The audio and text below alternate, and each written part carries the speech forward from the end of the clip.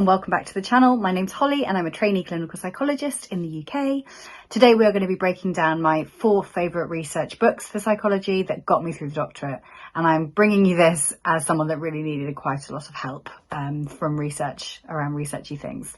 All the books will be linked down in the description below if you want to buy them, so make sure that you do if you need them, but lots of libraries will also have them and you may be able to persuade a librarian to get them in for you as well, so you don't feel like you have to break the bank. They also come up quite a lot on Facebook groups and things for sale, so you can always also get a bargain that way. Let's get into it. My first 2 are different for dummies books because I feel like I am a bit of a research dummy and need a lot of help. The first one is Research Methods in Psychology, and this one goes through so many things, it's quite unbelievable, in a really accessible way, and that's actually my main thing with research books, is that I need them to be quite accessible because I don't understand a lot of the wording, so I really need it to be laid out. So this one, Research Methods in Psychology for Dummies, is a really good one, as well as Psychology Statistics for Dummies. This has broken down quite a lot of the tests that I've needed to do, which has been really helpful. I would rate these as a 3 out of 5 each, but they are usually found quite cheaply as well, but they really do help, so give them a go if they feel like they might be useful for you. My second book then is SPSS for Psychologists. I bought this book during my undergrad or my master's maybe, and used it loads throughout that.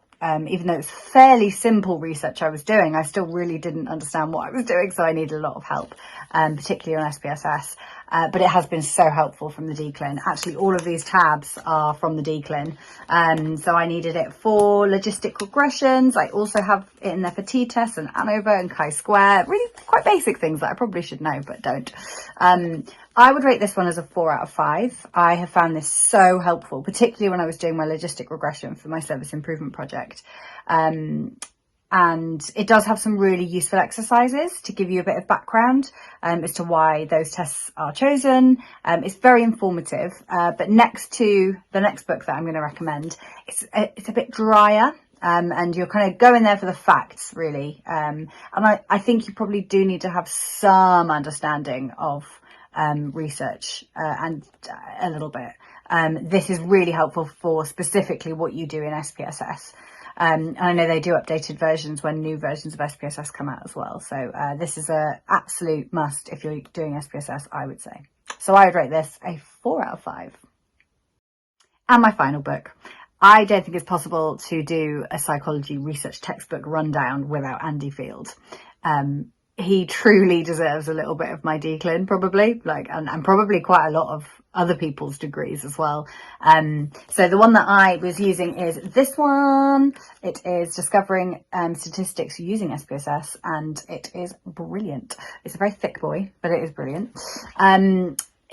This is the book that lots of our research supervisors have recommended to us, and I think the reason that I love Andy Field's stuff so much is because they're written in such an accessible way and a really funny way. Like, they're actually quite entertaining to read. So if you're absolutely super stressed, you've had enough, you don't understand exactly what you're doing, and you're just flicking through to try and get a sense of why you need to do what you need to do and how to do it, oh, this book really helps, because it's a bit of comic relief at times.